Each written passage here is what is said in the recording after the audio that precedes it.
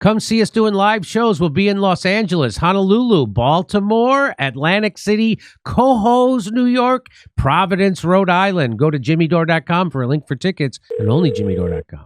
Hey, this is Jimmy. Who's this? Hello. Oh, hello, Al. How you doing? Jimmy, it's your favorite former New York governor calling. This is DeWitt Clinton on the phone.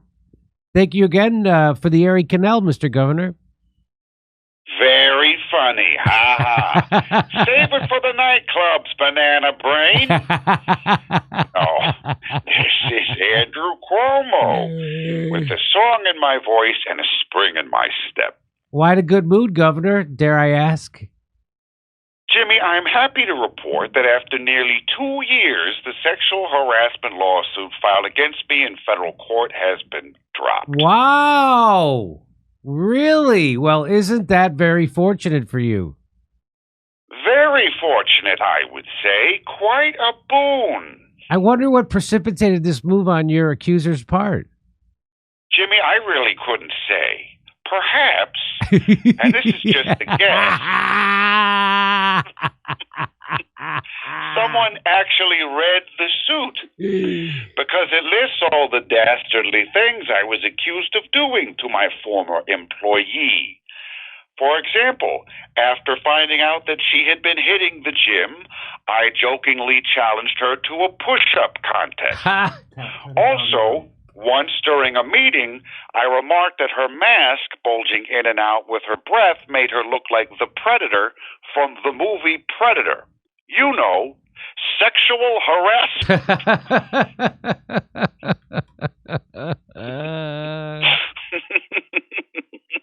I see, Governor. Or someone found out that she had filed a similar claim in college, which was dismissed after being proven false, by her own words. Who knows? But since I'm one of the villains of the Jimmy Dore Show, I'll just put all that aside for now and concentrate on moving forward. Towards the future? Towards the future and even further. With this albatross no longer around my neck, I'm able to focus on restarting my political career with a particular eye on the mayorship of New York City. Oh, yes, Jimmy. My native burg is crying out for the leadership of a true native son. There is much going on in the city that I do not care for, Jimmy. It's not the Big Apple that I know and love.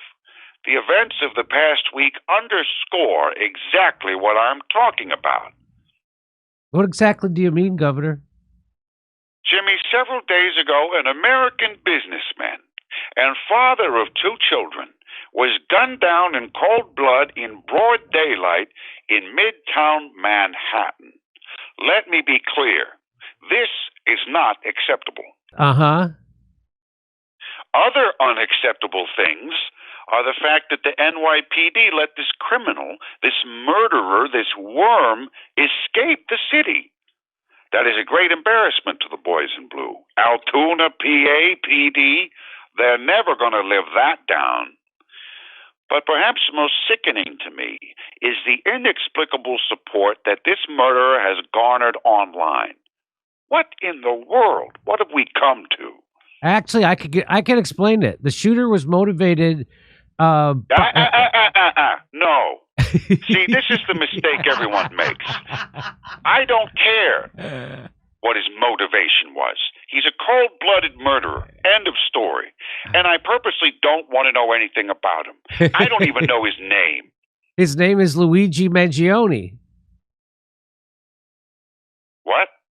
I said his name is Luigi Mangione. Mio Dio, perché nessuno mi ha detto che la ragazza era italiano? Luigi Mangione. I'm sorry. What difference does that make? The Stugatz on this kid, taking down that Metagone in broad daylight. Didn't even flinch. the fucking balls. Jimmy, I want to walk back a few of my previous comments. I may have been a little hasty in my assessment of this situation. I bet. Sometimes violence is an expression of emotionality, a deep feeling or turmoil that can be inherent to the individual for perhaps cultural or even genetic reasons. Things like this must be taken into account when looking for explanations of violence. What do you mean? Well, if the shooter came from an honor culture, and then the victim had besmirched his honor in some way, perhaps said something offensive about the shooter's mother or his brother, this can trigger a passionate response for those raised in such honor cultures. He may have even done something heroic given the context. Wow, you really changed your opinion of this situation. Well, Jimmy, I reconsidered. It's something that thoughtful people do from time to time. Seems like you just changed your tune when you learned the shooter was Italian. You got a fucking problem with that, buddy? Look, the real story here is a naive Midwesterner comes to the Big Apple for the first time and is almost immediately shot dead by an Italian. That is the New York that I love. We are back, baby, and better than ever, and they're going to love their new mayor. Yeah, we'll see about that. But who knows? You're just enough of an opportunist to pull this off. Oh, Jimmy, I love it when you talk dirty to me. Careful, or I might sexually harass you by asking what your glasses prescription is. Arrivederci, mi amici. No. Hey, check this out. So after the election, it seems a few Democrats are finally waking up to the idea that identity politics doesn't actually win elections. Shocker, right? Turns out ignoring real issues and bending over backwards for corporate interests might actually be the problem. Who knew?